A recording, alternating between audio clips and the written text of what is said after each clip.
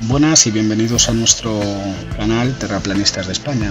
Me gustaría indicar que es mi primer vídeo y como su título indica, pues bueno, básicamente es cuestionarse las cosas. Bien, como podéis comprobar, las primeras imágenes que expongo en dicho vídeo son las supuestas fotografías de la NASA, pinturas y bueno, y como podéis comprobar, básicamente lo que nos enseñan, ¿no? Lo que tenemos a nuestro alcance visitando su página web. Bien, luego tenemos al científico, el supuesto científico Neil deGrasse Tyson, indicando que en un primer momento nuestro planeta Tierra es una esfera ovalada. Luego termina diciendo que esa misma esfera ovalada tiene forma de pera. Y bueno, lo que nos enseñan la NASA es totalmente lo que se puede comprobar, una esfera perfecta, la cual no es acorde con los científicos de hoy en día. Bien, en la siguiente imagen, como podéis observar, nos enseñan dos fotografías tomadas de la NASA, una con fecha 1978, otra con fecha 2012, en la cual las escalas son desproporcionadas, los colores son desproporcionados, bueno, en definitiva, que nada cuadra. Seguimos observando otra foto del 2012 y 2013 que pasa pues exactamente lo mismo, las escalas no son acordes, bueno, las imágenes hechas por ordenador o CGI pues evidentemente no son acordes tampoco y básicamente eso es lo que nos enseñan. Bueno, en la siguiente foto, como podéis observar, nos enseña la NASA a través, bueno, de Lear Polychromatic Imaging Camera, una cámara CDD de 4 megapíxeles, repito, mi móvil de 30 euros creo que en este caso tiene mejor calidad que esta cámara que utiliza un supuesto satélite de la NASA, del Deep Space Climate Observatory. Y bueno, a mí se me plantean dos serias dudas, principalmente en esta segunda foto que se ve pixelado en verde la luna de frente a nuestro planeta Tierra. La primera duda que se me plantea, según lo expuesto en las imágenes, es bueno, fue tomado a millones de kilómetros de distancia y bueno, no se ve ni una sola estrella. Además se ve una pixelación en la segunda foto, como podéis comprobar, alrededor de la luna en la parte derecha, en verde. Y luego además, si observamos, la luna, la cara del planeta Tierra estaría soleado, cuando esa parte tendría que estar de noche. Y la parte de atrás de la Tierra está de noche cuando no está la luna, algo que es totalmente incoherente. Además, si esta misma imagen la buscamos, no hay rotación sobre el eje de la luna, algo que es impensable, según la ciencia, lo que nos expone nuestra ciencia, lo que ellos nos indican. Entonces es una incongruencia muy grande, una incongruencia tan grande que te hace cuestionar lo que te explican y luego lo que ellos te enseñan. Y aquí empieza todo mi cuestionamiento. Bueno, sigamos. Bueno, lo siguiente que me gustaría exponer es el tema de los satélites. Este es un tema que se podría hablar muchísimo de él, con datos empíricos por delante. Espero más adelante poder hacer otro vídeo, bueno, pues con dichos datos empíricos. Pero bueno, me pasó lo mismo que con la Tierra. Dije, voy a buscar satélites. Vamos a buscar una fotografía real de algún satélite y mi decepción es que, aparte de que no hay ninguna, todas están hechas por CGI, por lo menos lo que es la parte del satélite. No pongo en duda de que haya imágenes de la Tierra, de nuestra Tierra, evidentemente fotografiadas con cámaras ojo de pez, otro tema que se puede debatir más adelante. Y bueno, en definitiva, pues quería exponer, ¿no? Básicamente nos indican que hay miles de satélites en el espacio, nuestra querida Tierra bola, ¿no? Y bueno, no se ha observado aparte, bueno, en todas esas imágenes que toman por satélites, esos miles de satélites que tendría que salir en alguna imagen, ¿no? Que ellos nos ofrecen en su página de la NASA, pero que pues evidentemente no hay ninguno. Bueno, luego también he llegado a escuchar una noticia sobre el plan de la NASA para desviar la basura espacial. Otra cosa igual, claro, no podemos ver los miles de satélites que tenemos en el espacio. ¿Cómo vamos a ver esa basura espacial? Y aquí, bueno, pues se me plantean también varias cuestionamientos, ¿no? Como indica el título de mi vídeo. Y es, bueno, si no podemos comprobarlo nosotros con nuestros propios ojos, no hay una sola imagen que verifique lo que ellos nos están indicando, es que entonces nosotros damos por hecho lo que nos indica la autoridad. Lo tenemos como una autoridad, ¿no? Ese es nuestro pensamiento de hoy en día, ¿no? Como si fuera la autoridad. Ellos lo dicen, es incuestionable. Bien. Se me plantean más cosas, evidentemente. Si hay tanta basura espacial, ¿cómo es posible que los miles de satélites que tenemos puestos en órbita alrededor de la Tierra, pues todos los esquiven, no haya nunca ningún problema, no caiga ningún satélite aquí a la Tierra, no se vea una sola noticia de la NASA indicando, bueno, pues que han tenido algún percance, ¿no? Con esta basura espacial? En fin, miles de preguntas que evidentemente no hay respuesta. O bueno, hay una respuesta muy simple, que es todo mentira, pero bueno. Bueno, y básicamente eso es lo que me cuestiono. Bueno, pues básicamente eso.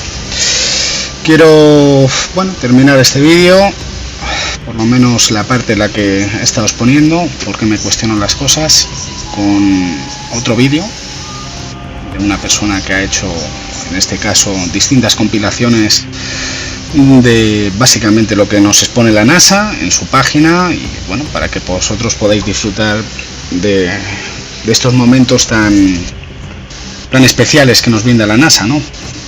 Los cuales, gracias a ellos, pues yo he podido abrir los ojos y básicamente hacer mi primer vídeo, el cuestionamiento de lo que había dado por hecho desde que nací, hasta que, bueno, una persona me indicó que básicamente mirara los vídeos de la NASA, que buscara, ¿no?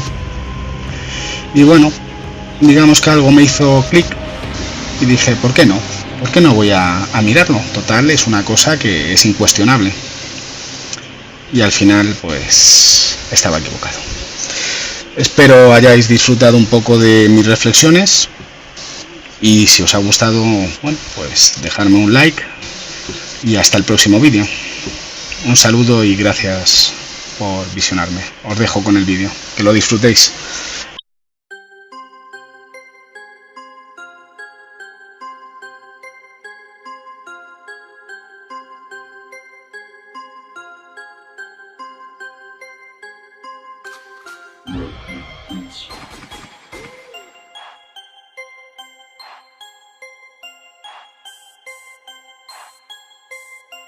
Look at this. Look at this. People actually believe that there is a car floating around out in space. Well, I think it looks so ridiculous and impossible. And you can tell it's real because it looks so fake, honestly. Like, we'd have way better CGI if it was fake. This is live on the air, okay? I'm going to zoom in on the Earth in Photoshop. You see the Earth? Okay, I'm going to go to Image, Adjust, Levels, and I'm going to bring the levels up. Uh-oh. What is that?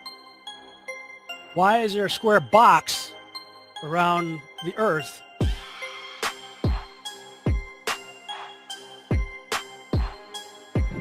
It is photoshopped, but it's has to be.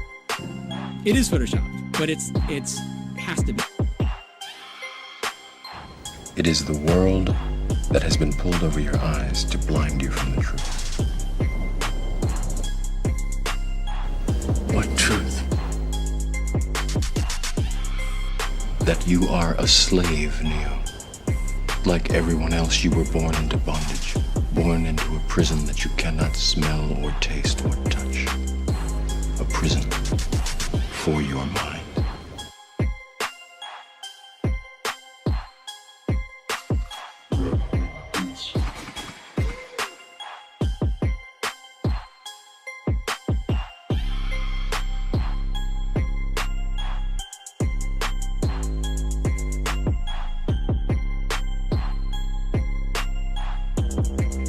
So let's use this model of the Earth. And let's enlist the help of a friend, Taxi. You might know her. Next segment, I'm going to show you how NASA grabs objects in 3D space, rotates them around, manipulates them. They can do this with water, with cloth, anything. And the cool thing about it is we can take what they're doing, what they're seeing with their contact virtual reality augmented lenses, and put that on a separate video layer live.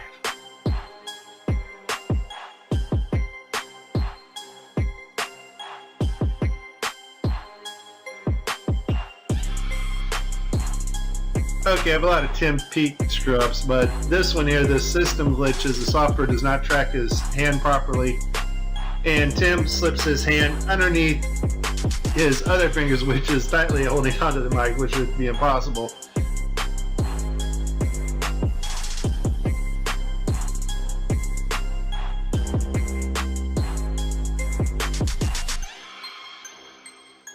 You can tell it's real because it looks so fake, honestly.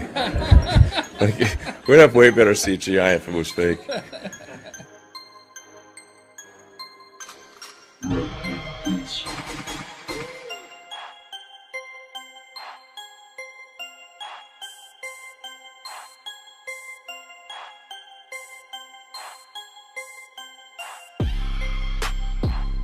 Just another example of NASA faking space. Let's take a look here at this supposed image of Jupiter.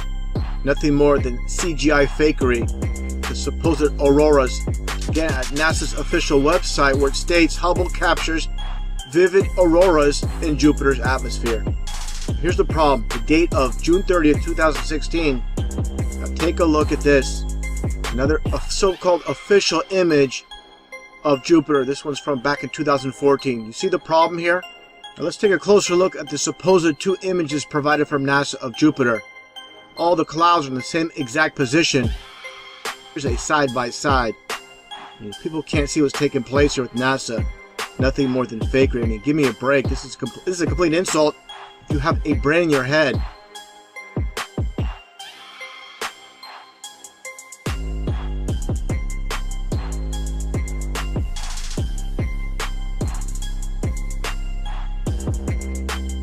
Look like you're in a studio, maybe in Omaha, Nebraska or something. The shot is so clear. Is this a hoax? Are you really in space still? I don't know. We're going to have to do something for you.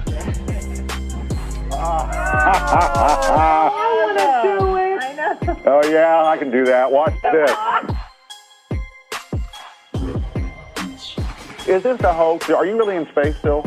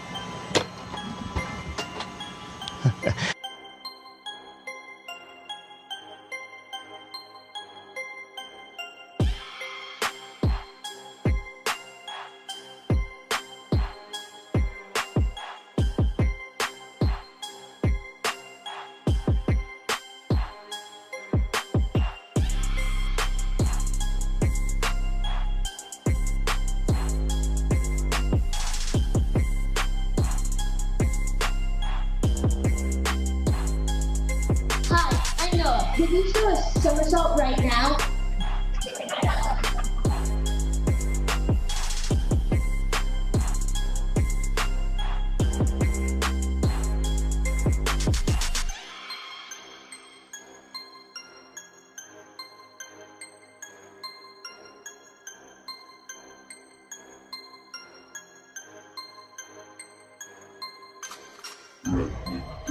Is this a hoax? Are you really in space still?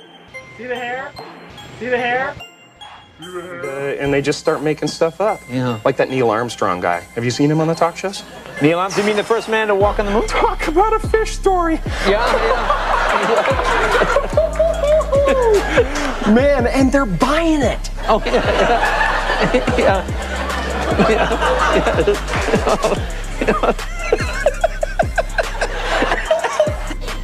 So many times during spacewalks outside the International Space Station, we can see air bubbles rising up. Can you touch on how there are air bubbles in space? Can you be more specific? Air bubbles?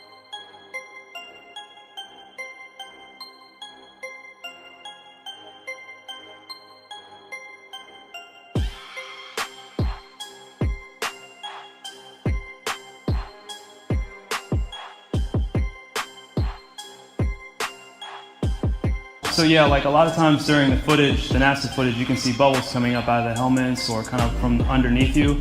How do you explain bubbles in space? Yeah, I'm not sure exactly what you're talking about. Now sometimes you get water in the helmet, and it comes. It's either from sweat or from the cooling garments, and that's generally what that is. I've never seen any kind of air bubble anywhere. Could it be that you're filming in an underwater pool and you're not really out there?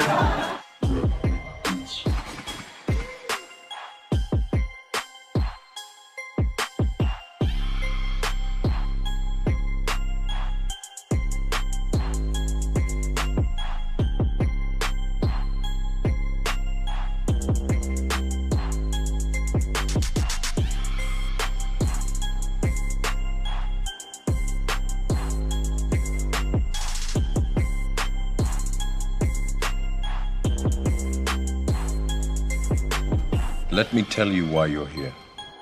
You're here because you know something. What you know you can't explain, but you feel it. You felt it your entire life. That there's something wrong with the world. You don't know what it is, but it's there, like a splinter in your mind, driving you mad. You're a coward and a liar and a thief.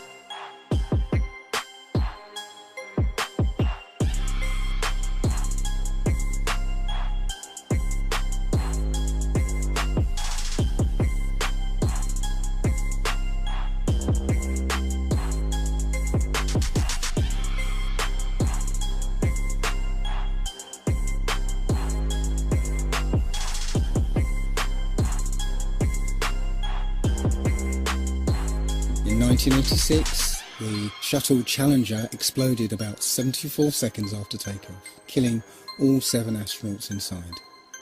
Or did it? It turns out that 6 of the 7 are still alive and kicking today. Ellison Onizuka claims to be his identical twin brother, Claude. Yeah, I've got an identical twin brother, Claude, too. The Challenger pilot, Mickey Smith, hasn't even bothered changing his name. He's now Professor Michael J. Smith of University of Wisconsin. Now, Krista McAuliffe was a bit of a sneaky one. She was the Challenger payload specialist, quite famous for being a teacher. It turns out during her astronaut days she was using her middle name, Krista, and now she goes by her first name, Sharon. The Challenger commander, Francis Richard Scobie, is now Dick Scobie, which sounds like a rather unpleasant disease. Judith Resnick, the Challenger mission specialist, again hasn't even bothered changing her name. She's a professor at Yale Law. And finally, Ronald McNair, another Challenger mission specialist, claims to be his identical twin brother, Carl McNair. What are the odds? So there I was, just minding my own business, looking at Google Earth, and this big, snow-covered monstrosity is staring me in the face like, why is that covered in snow? So I keep digging a little bit deeper, and I finally get underneath this cloud cover here, and a few images pop up. And I say, oh, images, what are they? Well, this is what you got, which I'm sure that looks familiar to you, right? Looks just like the pictures they give us of Mars. So I'm just kind of creeping around here and definitely noticing the same kind of undulation changes and same kind of rock, same kind of dirt. Only thing that's missing is that nice little red tint that they pay somebody $150,000 a year to put on there. So I'll keep kind of going through here and see if it... What the...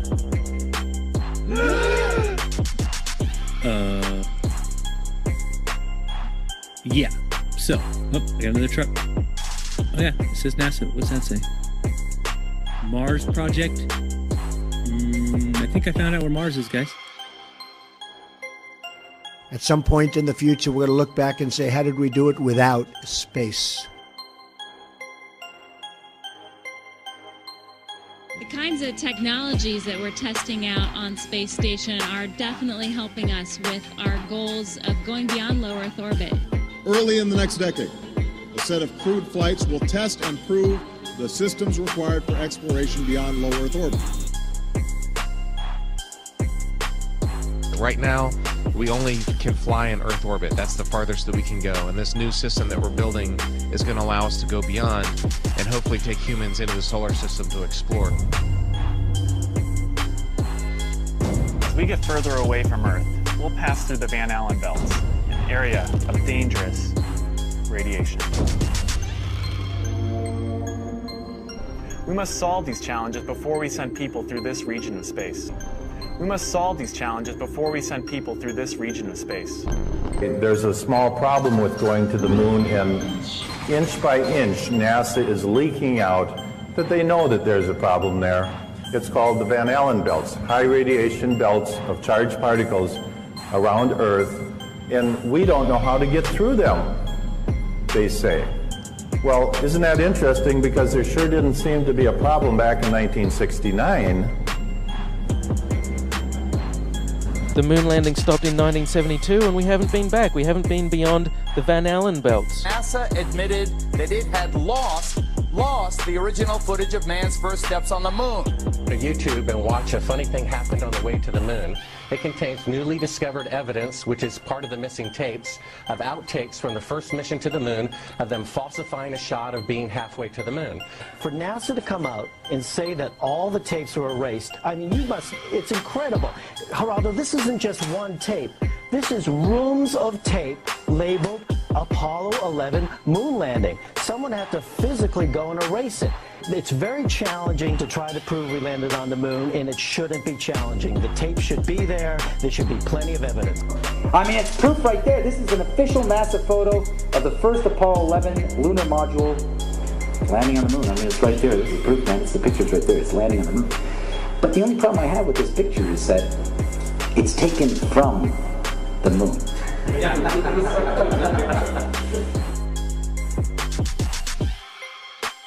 People who believe they saw the landing on the moon because they heard it on the radio.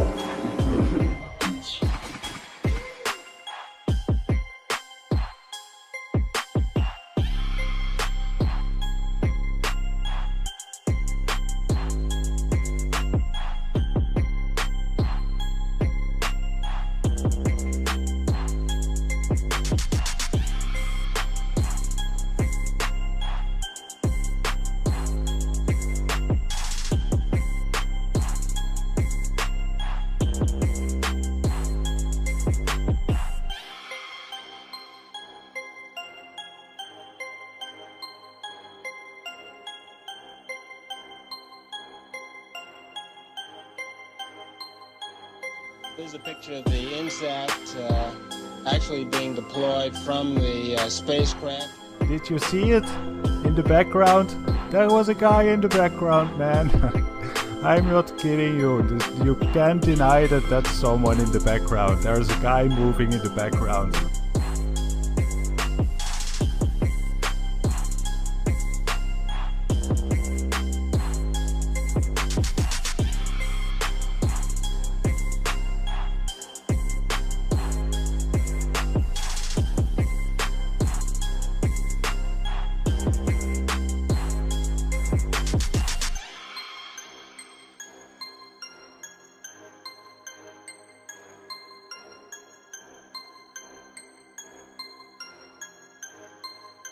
And I'll tell you, just if nothing else, here's why you can tell they're not fake.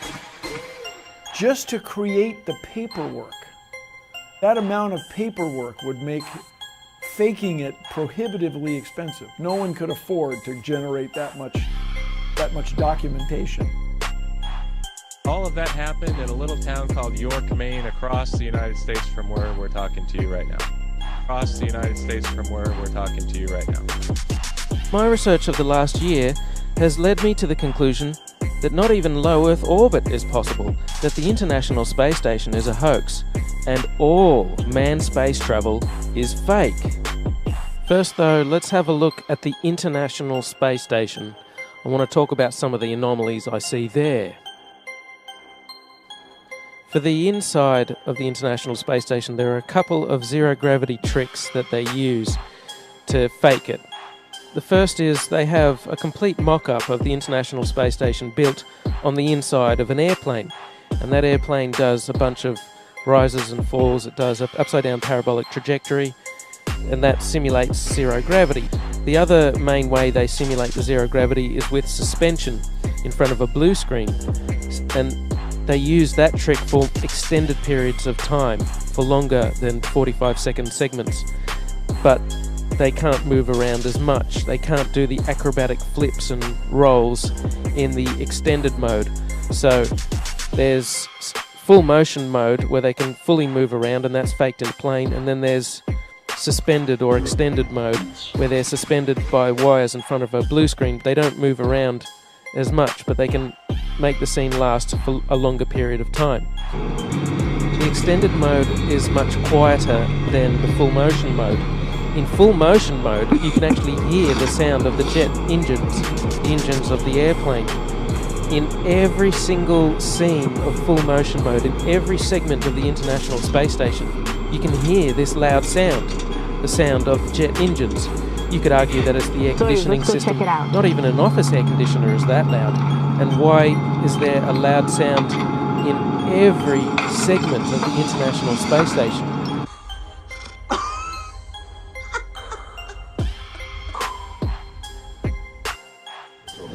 Mr. Armstrong, Bart Sibrel, ABC Digital.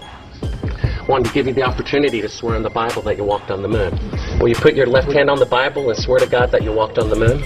You have $5,000 cash. You can give it to charity if you swear on the Bible that you walked on the moon. Please I have the give it to tape. charity. It'd be fine. Why don't you swear to... Why not? Why won't you do it?